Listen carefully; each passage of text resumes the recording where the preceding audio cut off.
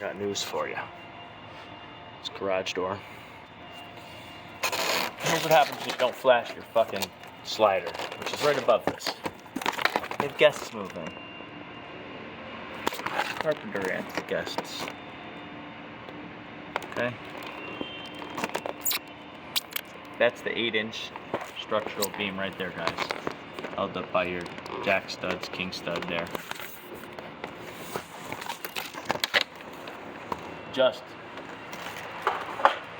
completely disintegrated, guys.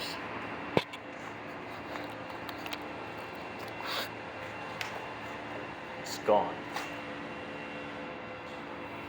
Only thing holding this up right now is hopes and dreams. Bowed. The worst part is,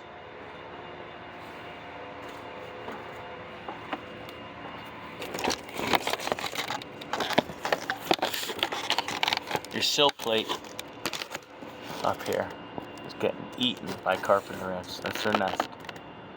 Right up in there. Carrying eggs around.